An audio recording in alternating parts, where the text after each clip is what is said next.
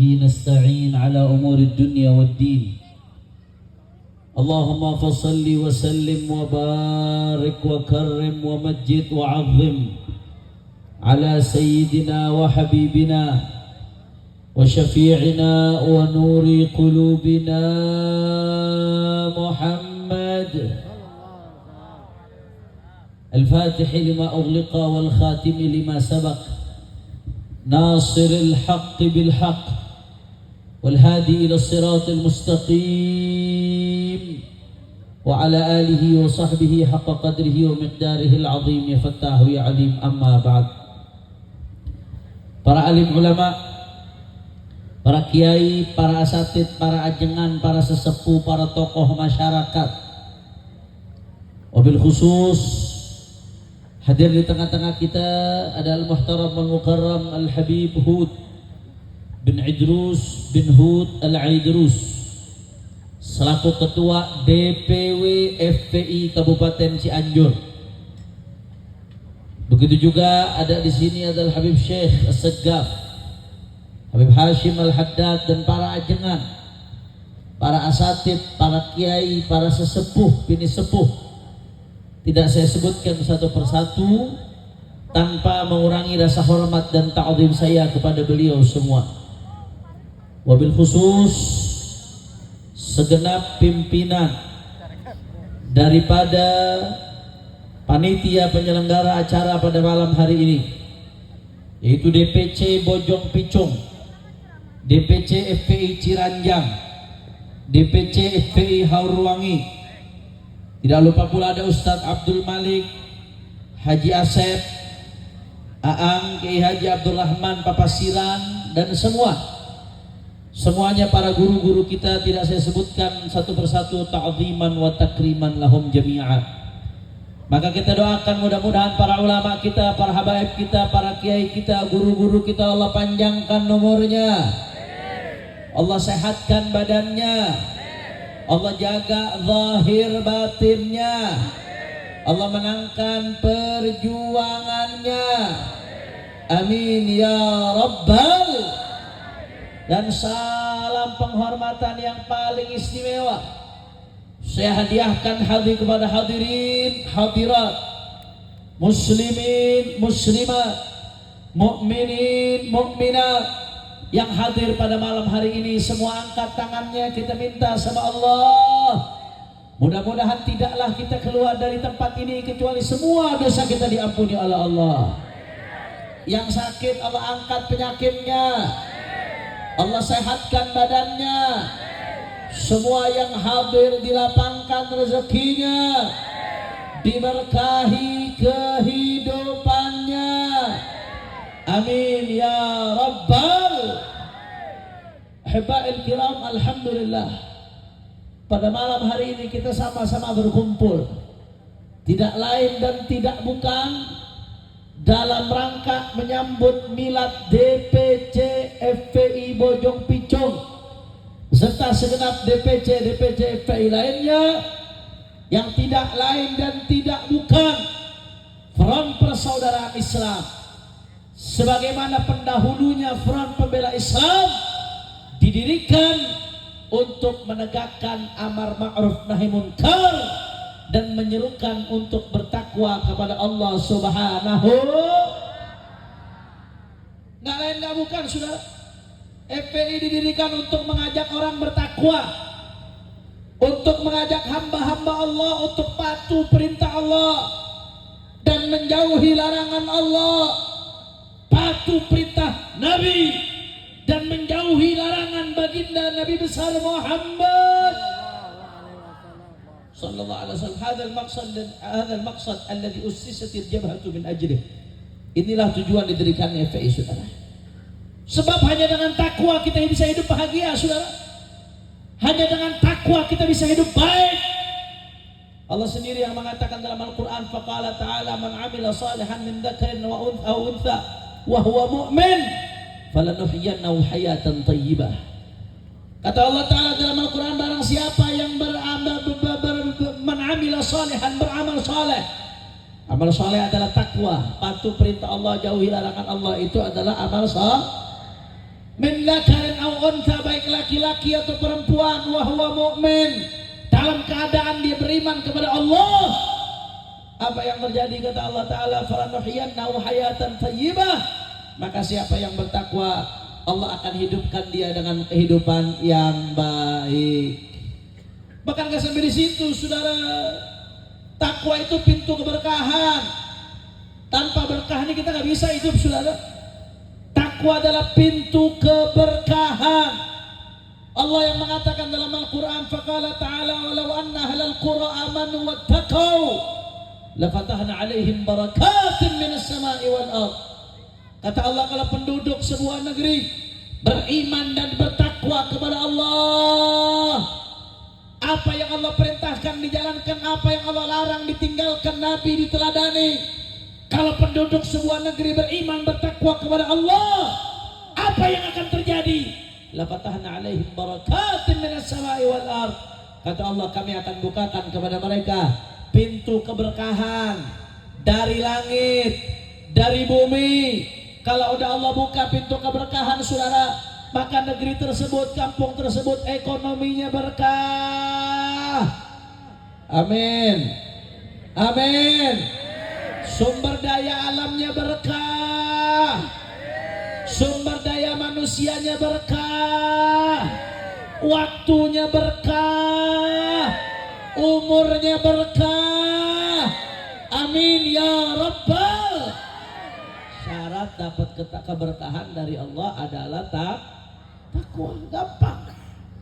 Dan sebaliknya, sebagaimana ketakwaan memancing keberkahan dari Allah, sebaliknya kemaksiatan itu yang memancing kesialan. Kemaksiatan yang memancing keapesan. Kemaksiatan yang memancing daripada kemurkaan. Betul atau tidak? Betul atau tidak? Makanya kadang-kadang kita bertanya-tanya, kenapa saat ini keadaan kita makin kemari makin kacau-kacauan, saudara? Makin tak menentu. Jawabannya gampang, kemaksiatan merajalela, saudara. Ya Allah, kalau kita ngelihat zaman sekarang, Pak Bu, luar biasa, berbagai macam kemaksiatannya, zinanya, minuman kerasnya, saudara, narkobanya. Apalagi belakangan yang lagi rame nih di berbagai tempat saya sorotin, judi online-nya, saudara. Nah, jawab yang jujur, yang main judi online, yang main slot, ayak loba. Ayak loba. Ayak loba. Luar biasa, saudara. Anda tahu data dari PPATK 2023, data tahun lalu. Ini data 2024 akan keluar di akhir tahun ini. Diprediksi akan melonjak tinggi, saudara. Itu data dari PPATK, perputaran uang haram dari judi online. Anda tahu berapa, saudara? 300 triliun rupiah. Itu perputaran uang haram judi online kalau mau buat bangun kota jadi satu kota, saudara. APBD Jawa Barat aja kalah sama perputaran uang haram dari judi online, saudara. 300 triliun. Orang Cianjur pernah lihat 300 triliun? Boro-boro ngelihat, bayangin nolnya aja aing liar, saudara. Betul enggak? Sabraha itu nolnya 300 triliun. Liar. 300 triliun perputaran uang haram dari judi online. Luar biasa, saudara. Bahkan data dari PPATK itu 2023, jumlah orang yang kecanduan judi online lebih dari 3 juta orang, saudara. Dan yang lebih menyakitkannya lagi, Anda tahu, saudara, di antara 3 juta orang lebih yang kecanduan judi online, lebih dari 190.000 orang adalah anak-anak kecil di bawah umur. Anak-anak kecil kecanduan judi online. Innalillahi. Kalau dulu, Pak Bu, orang mau main judi mesti keluar rumah. Keluar rumah datang ke bandar judi baru dia main judi, saudara. Kalau malu aja minimal punya malu nggak jadi dia main judi. Kalau sekarang maksiat yang nyamperin. Saya, Pak Bu, saya dianggap ustaz walaupun saya santri. Maziltu taliban ilaan amut. Saya santri sampai mati, saudara. Tapi orang husnudon, orang manggil saya ustaz. HP nggak pernah dipakai buat macam-macam, saudara. Saya dapat SMS Ayo mas, pasang slotnya. Lu edan, aing FPI disuruh pasang slot, saudara. Luar biasa. Kadang-kadang kita baca berita, iklannya judi. Betul ente? Betul ente? Kadang-kadang game. Anak-anak kecil nih, bocil-bocil FF.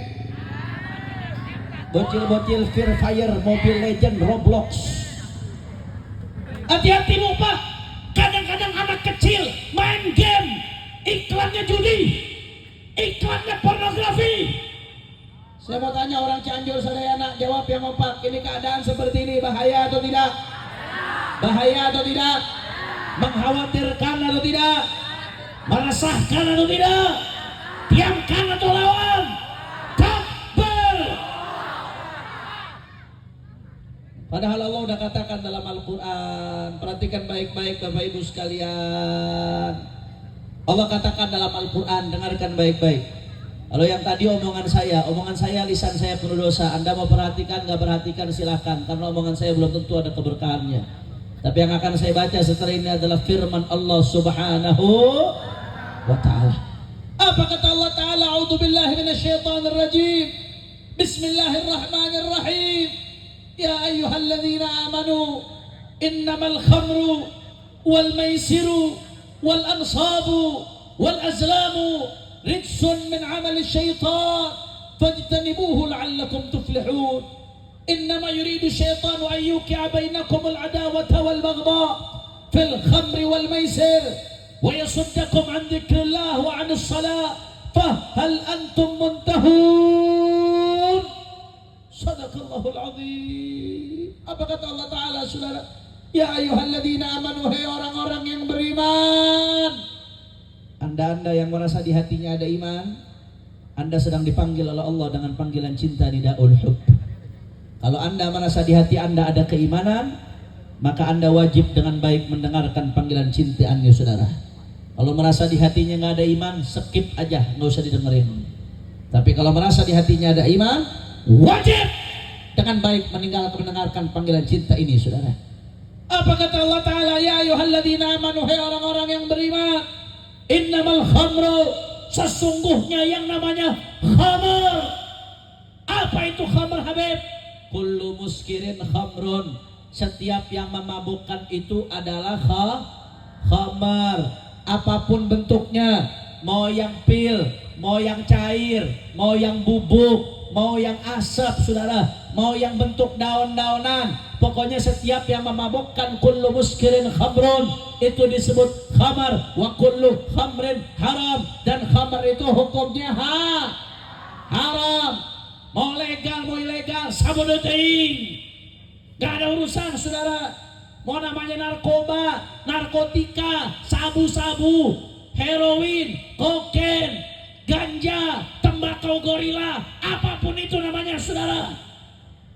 Apapun itu, mau yang namanya topi miring, anggur merah, anggur putih, anggur piro, anggur hijau-hijau, anggur abu-abu lagi, saudara. Gak ada urusan. Kullu muskirin khamrun, termasuk kecubung. Orang Cianjur tahu kecubung? Tahu dari mana sih ya? Wah, bahaya ini, Habib. Kullu muskirin khamrun, pokoknya setiap yang memabukkan khamr haram. Nanti akan kita rinci satu persatu, saudara. Yang kedua Allah sebut wal maisiru, dan maisir. Apa itu maisir, Habib? Para ulama tafsir menyebutkan yang dimaksud dengan maisir adalah qimar. Qimar itu artinya judi. Apapun bentuknya, mau yang online, mau yang offline, pakai kartu, nggak pakai kartu, mau yang legal, mau yang ilegal, mau di desa, mau di kota, mau di kampung, di hotel bintang 5, mau di Jakarta, mau di Texas, sama. Walaupun bentuknya mancing, saudara. Kadang-kadang judi kedoknya mancing, lomba mancing. Lomba mancing tapi bayar, daftar. Nanti dikumpulin, yang menang dapat hadiah. Judi itu bukan itu? Judi, tanamina, saudara. Judi pakai kedok mancing, maisir. Sadayana parantos ngantos, ngartos, alhamdulillah. Yang ketiga, innamal khamru wal maisir wal ansab. Allah sebut ansab. Apa ansab? Ansab itu kebiasaan orang-orang musyrik. Orang-orang musyrik itu Bapak Ibu sekalian, mereka menyembelih hewan, hewan sembelihannya dipersembahkan kepada selain Allah Subhanahu. Itu ansab, itu perbuatan syirik yang dilakukan oleh orang jahiliyah. Yang keempat, wal azlam. Apa artinya azlam, Habib? Azlam itu mengundi nasib dengan anak panah. Jadi orang-orang jahiliyah dulu Bapak Ibu sekalian, mereka mengundi nasib dengan anak panah. Dilempar anak panah. Kalau anak panahnya kena, berarti nasibnya bagus. Kalau anak panah nggak kena, berarti nasibnya nggak bagus. Itu mereka sebut azlam. Jadi mengundi nasib. Nasib itu harusnya disandarkan kepada Allah, bukan kepada anak panah. Ini kayak sekarang nih mau tahun baru, biasanya ada aja ramalan-ramalan. Mama Loren lah, mama inilah, mama itulah, tinggal mama lemon aja yang nggak ada, saudara.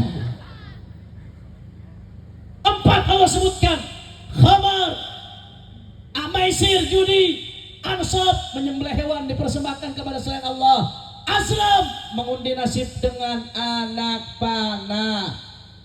Menariknya saudara, ini khamar judi dosa besar, tapi bukan perbuatan syirik. Khamar judi dosa besar, tapi bukan perbuatan syirik. Ansab dan azlam merupakan perbuatan syirik. Tapi timbul pertanyaan, Habib, kenapa kok Allah sejajarkan antara khamar judi dengan ansab dan azlam? Padahal ini dua kategori yang berbeda. Khamar judi dosa besar, tapi bukan perbuatan syirik. Sedangkan ansab dan azlam itu perbuatan syirik.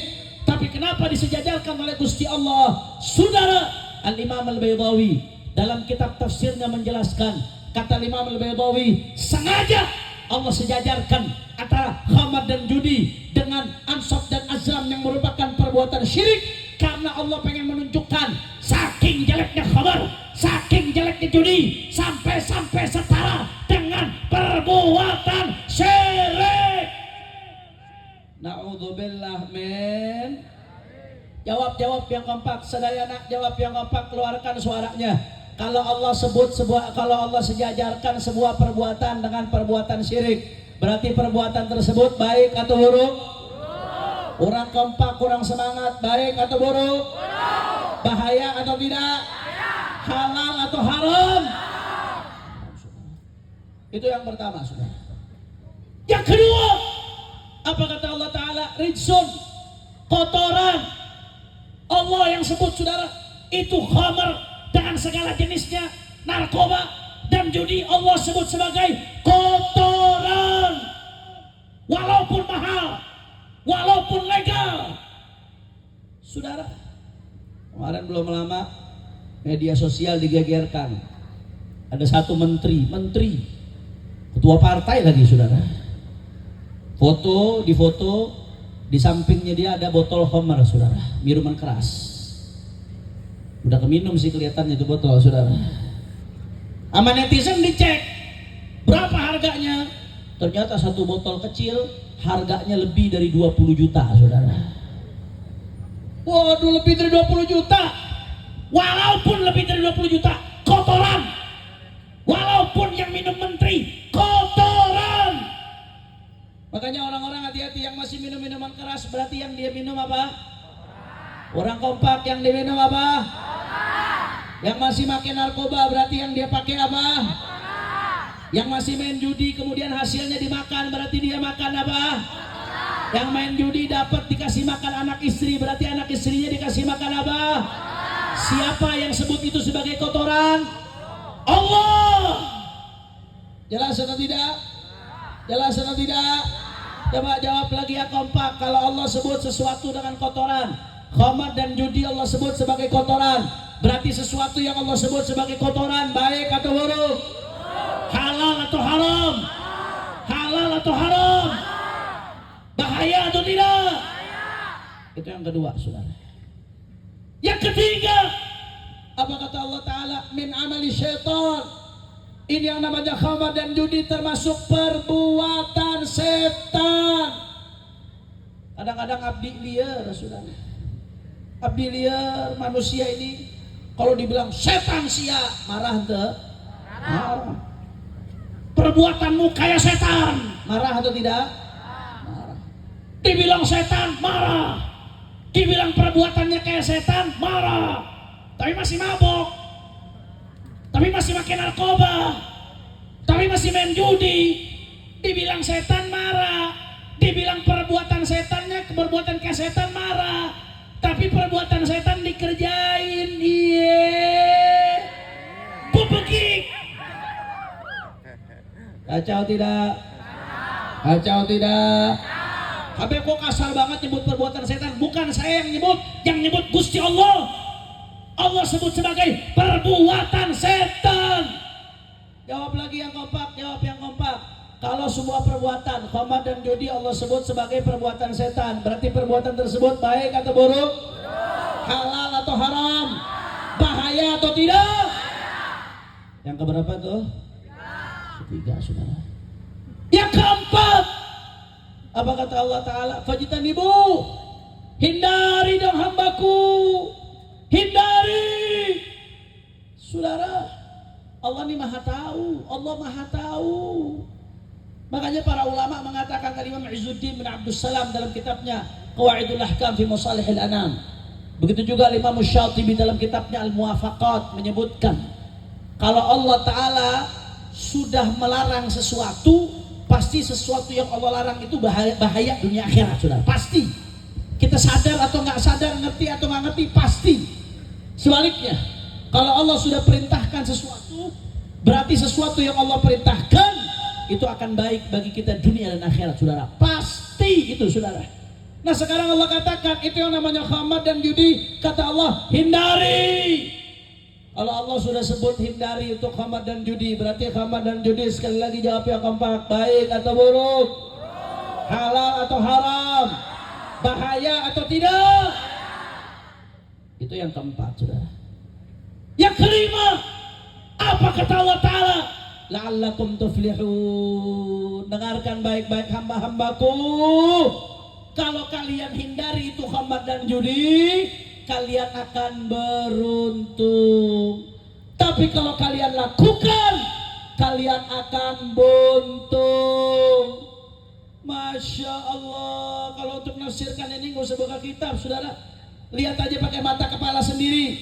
Orang-orang yang kecanduan judi, yang kecanduan narkoba, yang rumah tangganya hancur, ayah loba. Bisnis rusak gara-gara judi, ayah loba. Ngelawan Allah sih. Gusti Allah udah bilang jangan dilakukan. Kamu ngelawan Allah. Saudara, saya ingatkan baik-baik Bapak Ibu sekalian. Ini yang namanya judi online. Begitu Anda main, Anda masuk lingkaran setan. Orang yang kena judi online, ujung-ujungnya larinya ke pinjol, pinjaman online, saudara. Dari haram larinya ke haram. Ini lingkaran setan. Akhirnya dari pinjol dapat duit, dipakai lagi buat judi. Habis judi, habis uangnya, lari lagi ke pinjol. Dari pinjol, lari lagi ke judi. Dari judi, lari lagi ke pinjol. Ujung-ujungnya kelilit utang. Akhirnya bunuh diri. Ngelawan Allah sih. Saya bukan sedang ngomong kosong, Pak Bu. Anda bisa buka, lihat di Google. Berapa banyak orang yang bunuh diri gara-gara judi online. Buka sekarang. Lihat di Google berapa banyak orang bunuh diri gara-gara pinjaman online, saudara. Ngelawan Allah. Lagian ada-ada aja ente. Mau kaya dari judi. Tukang judi itu tukang tipu. Jangankan yang online, bandarnya nggak kelihatan. Bandar judi offline aja yang kelihatan tukang tipu. Nggak ada bandar judi offline pengen bikin kamu kaya, pengen kamu bikin kamu miskin, iya.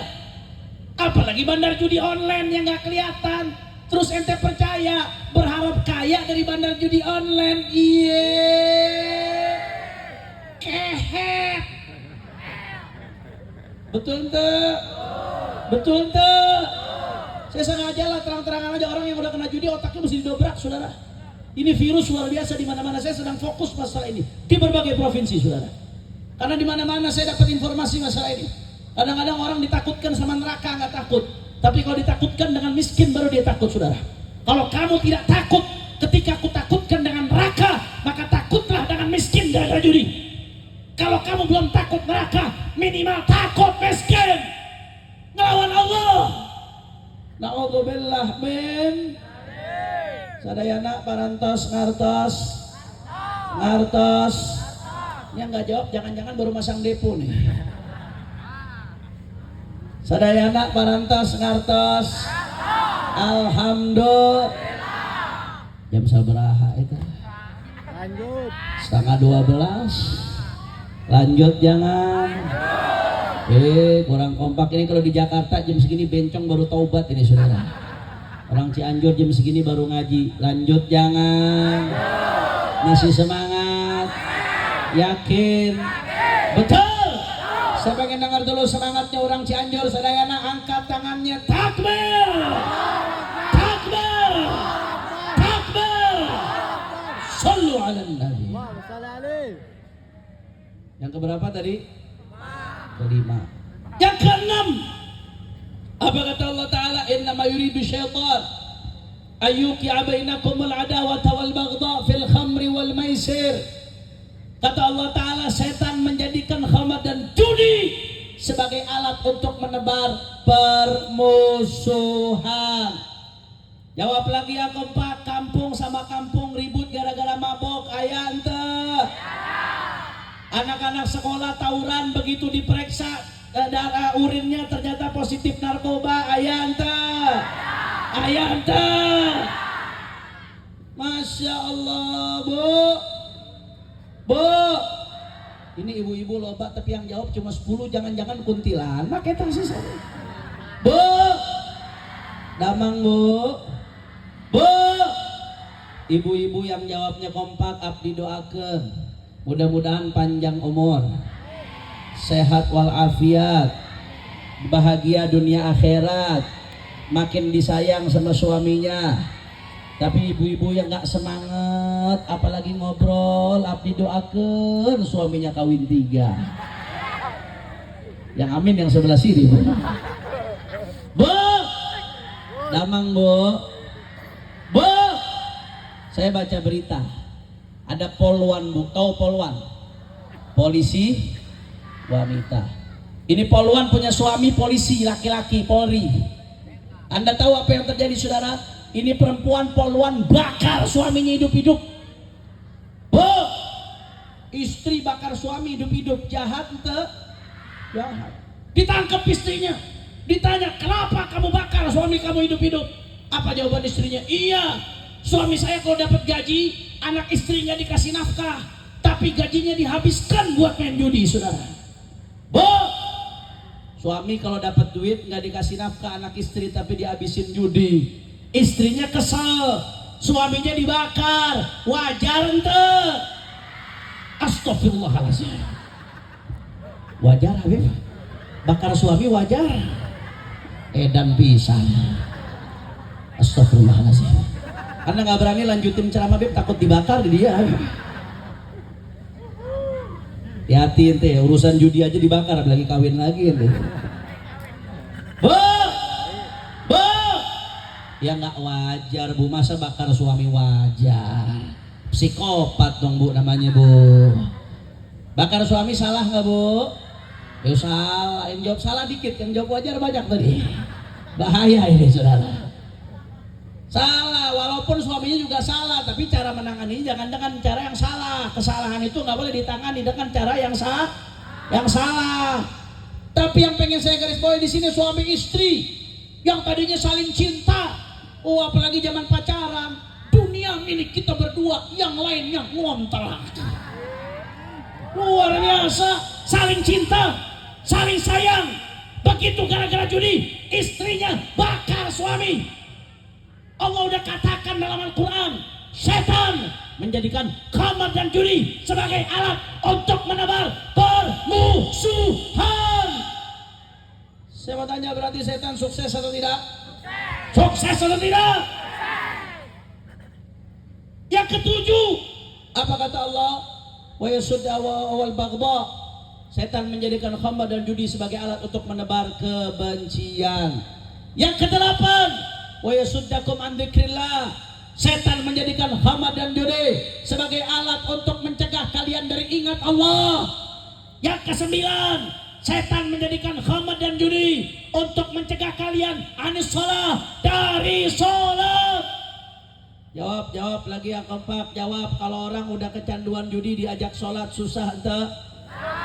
Orang kecanduan narkoba diajak sholat susah ente? Orang kecanduan minuman keras diajak sholat susah ente? Allah udah kabarin dalam Al-Quran. Bahkan saya pengalaman masalah seperti ini Pak. Bukan pengalaman mabok ya, pengalaman ngadepin yang model begini saudara. Ketika saya mondok di pondok pesantren Bareskrim Mabes Polri. Tahu pesantren Bareskrim Mabes Polri? Penjara. Ada yang mau daftar? Gratis saya anterin saudara. Ketika mondok di pondok pesantren Bareskrim Mabes Polri, ketika saya di penjara Pak, ada yang nanya sama saya, Habib kenapa di penjara? Mana aku tahu, lu tanya Mulyono sono saudara. Itu zaman Mulyono saya di penjara itu. Habib, ketika mondok di sana satu kamar di penjara bersama imam besar Habib Muhammad Rizik bin Husain bin Syihab. Saya beberapa kali ceritakan di Cianjur saudara. Tapi ada yang menarik yang berkaitan dengan masalah ini. Ketika itu alhamdulillah Allah kasih kesempatan, walaupun kasus kami kasus masalah Covid, tapi saya imam besar dan Ustaz Sobri di penjaranya di blok penjara narkoba saudara. Jadi di Mabes Polri itu ada blok penjara narkoba. Ini bloknya penjara narkoba bukan kaleng-kaleng Mabes Polri, bukan kelas Polres ini saudara. Ini kelas-kelas yang vonis 20 tahun, vonis umur hidup penjara saudara. Yang vonisnya vonis mati, ini kelas-kelas berat semua ini. Saya sama imam besar, sama Ustaz Sobri, kami ditaruh di blok penjara tersebut. Walaupun kasus kami bukan kasus narkoba. Jadi satu blok itu semuanya kasus narkoba, kecuali kami bertiga. Kami ditaruh di situ saudara. Tapi alhamdulillah Allah kasih keleluasaan kami untuk mengelola musola di bawah pimpinan imam besar. Kami sepenuhnya bisa ngelola. Jadi tahanan-tahanan itu sama imam besar dibuat kayak pesantren, kayak santri. Semua tahanan narkoba satu blok kami imam besar dibeliin sarung, dibeliin koko, dibeliin peci. Alhamdulillah. Jadi pemandangan sehari-hari walaupun di penjara kayak di pesantren saudara. Luar biasa. Itu mereka dibikin sholat berjamaahnya Masya Allah full musola sholat jamaah. Sekitar 6 atau 7 shop karena musolanya nggak terlalu besar. Jumlahnya juga cuma 100-an lebih. Luar biasa. Mereka istiqomah sholat berjamaah, tahajudnya rajin. Bahkan ngaji, kalau habis subuh ngaji sama imam besar. Habis asar Ustaz Sobri ngajar hadis, habis subuh imam besar ngajar tasawuf. Habis asar Ustaz Sobri ngajar hadis, kalau habis maghrib saya mimpin roti palatos sama ngajar fikih. Biasanya sampai ba'da isya. Kalau malam tuh jam 9 malam kita bikin halakoh-halakoh Quran Bu Pak, pengajian Al-Quran. Jadi tahanan-tahanan yang sudah bisa baca Quran kami berdayakan untuk ngajar tahanan-tahanan yang belum bisa baca Quran. Jadi tahanan yang masuk belum bisa baca Quran kita ajarin Iqra, targetnya 3 bulan hatam saudara. Jadi tahanan beberapa masuk belum bisa baca Quran sama sekali. 3 bulan hatam sudah bisa baca Quran. Alhamdulillah. Ada sebagian tahanan begitu bisa baca Quran 3 bulan dia telepon orang tuanya, Bu. Alhamdulillah Bu, saya sudah hatam Iqra Bu. Saya sekarang bisa baca Quran di sini Bu di penjara. Ibunya begitu dengar nangis, Masya Allah nak. Ibu seneng nak kamu sudah bisa baca Quran nak. Kenapa nggak dari dulu aja kamu di penjara nak? Kok jadi muter kemari Bapak? Kembali ke pembahasan saudara yang berkaitan dengan ayat tadi. Saya ingat tahanan-tahanan ini kalau sholat berjamaah full musola 7 shop 6 shop full. Itu beberapa bulan tuh setiap hari istiqomah full. Tapi kadang-kadang datang 3 atau 4 hari saudara, tahu-tahu sepi. Tinggal 3 baris, tinggal 4 baris saudara. Serentak tuh, kompak. Itu berjalan selama 3-4 hari. Setelah 3 atau 4 hari, besoknya sudah full lagi. 3-4 bulan full lagi. Kemudian datang satu waktu setelah sekian bulan, beberapa hari sepi lagi, cuma beberapa hari aja. Habis itu 3 atau 4 hari sepi, besoknya sudah full lagi. Sampai 3 bulan ke depan. Tiba-tiba datang waktu lagi, sepi lagi tiba-tiba. Sepinya cuma 3 atau 4 hari, habis itu ramai lagi. Terakhir sebelum saya keluar dari penjara, saya setahun di dalam penjara saudara. Sebelum saya keluar, saya penasaran. Saya tanya sama salah satu anak yang sudah kami didik di dalam situ, yang kami yakin dia udah betul-betul tobat. Saya nanya, kenapa? Kenapa kok tiba-tiba suka sepi mendadak 3-4 hari? Dan itu ada siklusnya. Kenapa seperti itu? Kata dia, iya Beb, mungkin ya Beb, ya mungkin. Dia ngomongnya takut-takut juga. Mungkin takut digebukin sama temennya saudara. Mungkin ya Beb, ya mungkin. Biasanya kalau tiba-tiba sepi tuh Beb, biasanya ada yang berhasil ngeloloskan barang Habib. Ada yang berhasil meloloskan barang. Paham nggak? Paham? Ada yang berhasil bawa narkoba ke dalam, beb. Jadi pada make lagi, beb. Kalau udah make lagi, itu nggak sholat. Kalau udah nggak sholat, bagaimana mau selamat? Persis yang Allah sampaikan dalam Al-Quran. Allah udah katakan dalam Al-Quran bahwasanya setan menjadikan khamar dan judi sebagai alat untuk mencegah kalian dari sholat. Masya Allah. Yang ke-10, saudara. Apa kata Allah? Fahal antum muntahun. Fahal antum muntahun. Berhenti dong hambaku. Berhenti. Saudara, yang ngomong Allah yang maha kaya. Allah gak butuh sama amal kita, saudara. Andai kata semua alam semesta bermaksiat sama Allah, gak sedikit pun mengurangi kekayaan Allah Ta'ala. Andai kata seluruh alam semesta semuanya taat sama Allah, gak sedikit pun menambah kekayaan Allah Ta'ala. Allah maha kaya, tapi Allah dengan kasih sayangnya Allah minta kepada hambanya, berhenti dong hambaku, berhenti. Padahal Allah gak butuh sama kita. Nahnu fuqara ilallah, kita yang butuh sama Allah, tapi Allah masih mau merangkul hambanya dengan cinta. Saudara, yang ngajak hamba untuk berhenti maksiat adalah Allah. Yang ngasih kita nyawa, tanpa Allah kita gak akan hidup, saudara. Yang ngajak hamba untuk berhenti maksiat adalah Allah. Yang membuat jantung kita berdetak dari kita lahir sampai hari ini. Jantung kita berdetak. Allah gak pernah minta bayaran buat kita. Bayangkan satu hari saja di rumah sakit Anda harus pakai alat bantu jantung untuk berdetak, saudara. Berapa juta yang harus Anda bayar dari kita lahir sampai sekarang? Allah kasih jantung kita berdetak. Allah gak pernah minta bayaran, saudara. Yang minta kita untuk berhenti maksiat adalah Allah. Yang membuat paru-paru kita bernapas. Dari kita lahir sampai sekarang kita napas gratis, saudara. Anda beberapa hari di rumah sakit kalau harus bernapas, itu oksigen mesti bayar. Tapi Allah nggak minta bayaran. Yang minta kita berhenti maksiat adalah Allah. Yang membuat mata kita bisa memandang, tangan kita bisa bergerak, kaki kita bisa bergerak, akal kita bisa berpikir, lisan kita berkata-kata. Yang minta kita berhenti maksiat adalah Allah.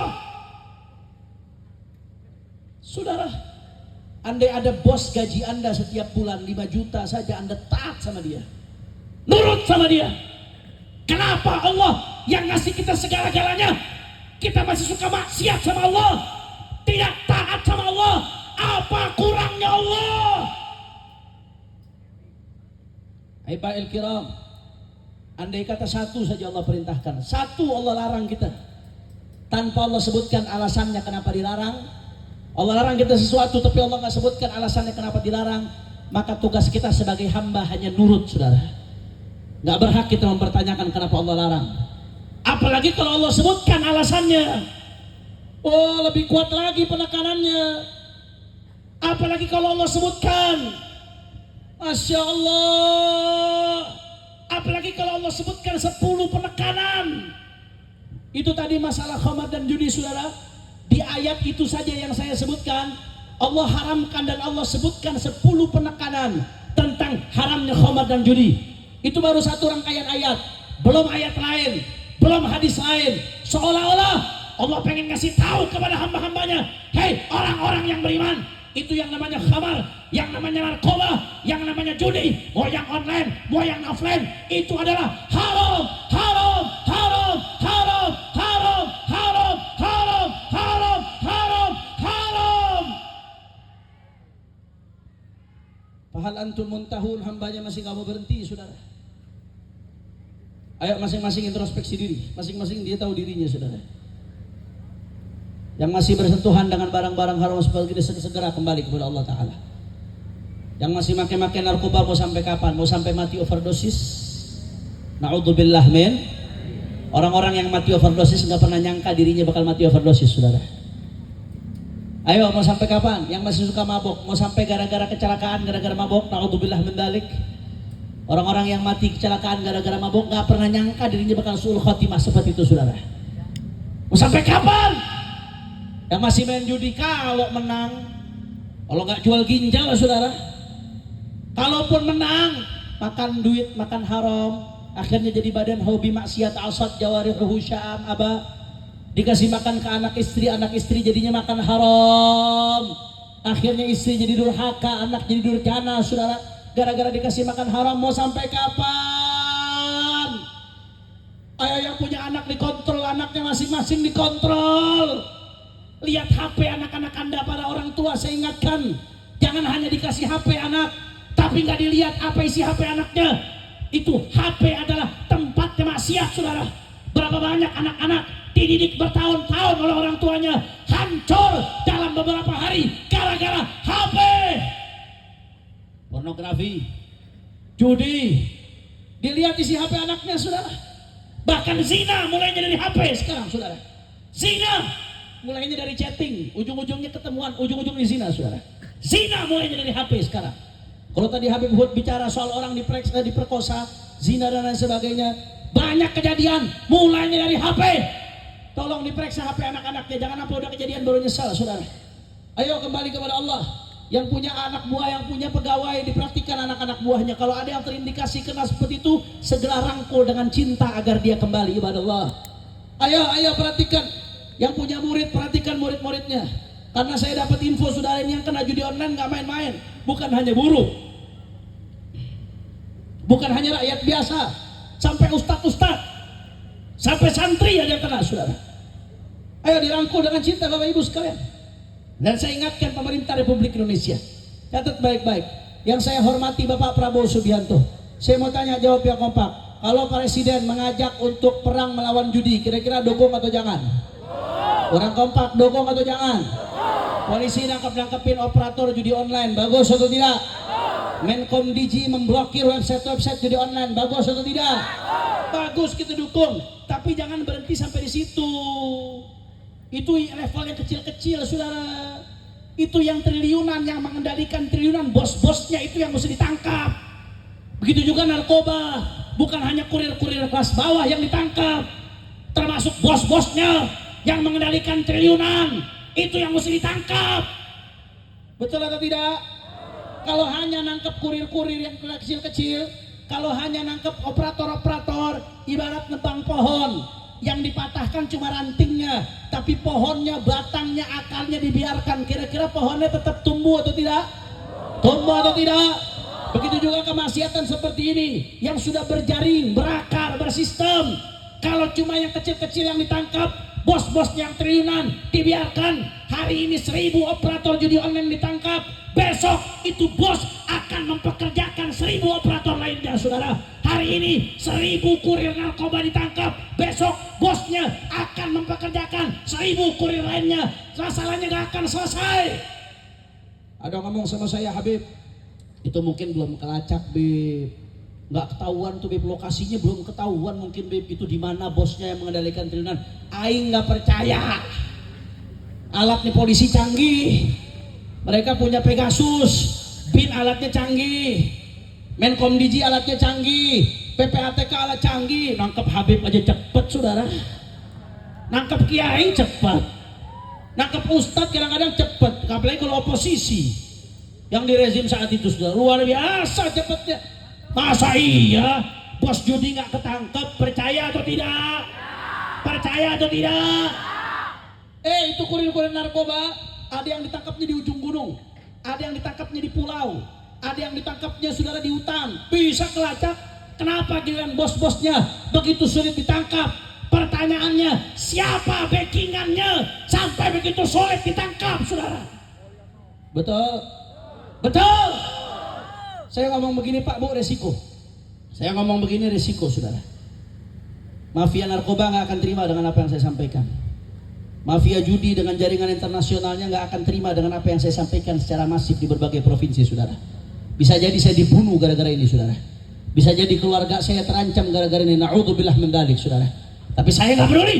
Saya berdetain, nyawa saya kecil ketimbang harus membiarkan umat dirusak dengan berbagai macam kemaksiatan, saudara. Takbir, takbir. Makanya nggak ada urusan. Belakangan ada yang ribut-ribut urusan nasab, habaib kiai mau diadu domba. Iya, habaib kiai mau diadu domba biar nggak ada yang ngurusin urusan judi, biar nggak ada yang ngurusin urusan narkoba, biar nggak ada yang ngurusin korupsi, biar nggak ada yang ngurusin perampokan kedaulatan seperti di PIK di Jakarta, saudara. Biar nggak ada yang ngurusin kemaksiatan. Habaib kiai mau diadu domba dengan isu rasis, dengan isu fasis. Padahal kita Bhinneka Tunggal Ika, apapun sukunya tetap satu, Indo. Sengaja tuh saudara. Begitu habaib kiai diadu domba, umat Islam diadu domba dengan isu nasab lah, isu suku lah, dan lain sebagainya. Yang diuntungkan siapa? Yang diuntungkan bandar-bandar judi, yang diuntungkan bandar narkoba, yang diuntungkan koruptor, yang diuntungkan fufu-fafa, yang diuntungkan mereka yang ingin merusak bangsa, saudara. Makanya saya gak ada urusan. Kami di bawah komando Imam Besar Al-Habib Muhammad Rizik bin Hussein bin Syihab, kami gak akan berhenti, saudara. Dari front persaudaraan Islam dengan berbagai rekan-rekan ormas lainnya, kami gak akan berhenti untuk terus menyuarakan amar ma'ruf nahi munkar. Kami tegaskan, saudara, pemerintah bukan musuh kami, Polri bukan musuh kami, tentara bukan musuh kami, apalagi sesama muslim bukan musuh kami, saudara. Kami nggak peduli. Musuh kami kezaliman, musuh kami kemunkaran, musuh kami kemaksiatan, musuh kami berbagai daripada penyimpangan. Bagi kami, saudara, berbagai macam kemaksiatan, apalagi ini menjelang tahun baru, saudara, ini kemaksiatan di mana-mana. Berbagai macam kemaksiatan adalah bom-bom waktu yang akan meledakkan bangsa kita suatu saat, saudara. Kita nggak boleh diam, kita tidak boleh bungkam. Makanya kami di bawah komando Imam Besar Al-Habib Muhammad Rizik bin Hussein bin Syihab, baik front persaudaraan Islam atau berbagai elemen lainnya, kami nggak akan berhenti untuk perang melawan judi, perang melawan narkoba, perang melawan minuman keras, perang melawan kemaksiatan, apapun acaranya, saudara. Nggak peduli, mau dicaci, mau dimaki, mau dihina, mau difitnah, mau dipenjara, mau dibunuh sekalipun, kaki jadi kepala, kepala jadi kaki, mati bersih berdarah. Jangan pernah mundur sampai pengawesan, saudara. Allahu Akbar, Allahu Akbar, Allahu Akbar. Maka saya mau tanya, jawab yang kompak semuanya. Cianjur siap bersatu. Kurang keras, kurang semangat. Cianjur siap bersatu. Siap rapatkan barisan. Siap perang melawan kemunkaran. Siap perang melawan judi. Siap perang melawan narkoba. Siap perang melawan minuman keras. Saya mau tanya, kira-kira kalau ada yang coba-coba nyebarkan minuman keras di Cianjur, diamkan atau lawan? Orang kompak, diamkan atau lawan? Kalau coba-coba ada yang mau backingi kemaksiatan di Cianjur, diamkan atau lawan? Kalau coba-coba ada yang mau ternak judi, ternak narkoba di Cianjur, diamkan atau lawan? Kalau ada yang mau coba-coba ternak LGBT di Cianjur, diamkan atau lawan? Nanti siap diteror preman. Sikat, Dim. Jawabnya apa? Sabodotri. Jawabnya apa? Kurang kompak, kurang semangat. Jawabnya apa? Kurang kencang. Jawabnya apa? Kalau ada yang mau nyebarkan judi di Cianjur, diamkan atau lawan? Nanti itu dibilang radikalis. Kurang kompak, kurang kencang. Nanti diteror. Nanti ditangkap. Nanti dibilang ekstremis. Maju terus, yakin, betul. Semua Cianjur angkat tangannya. Allahu Akbar, Allahu Akbar, Allahu Akbar. Sallu ala nabi. Sama-sama terakhir, saudara, kita baca salawat. Mudah-mudahan barakah salawat kita doakan yang punya hajat, Allah kabul hajatnya. Yang sakit Allah angkat penyakitnya. Allah sehat.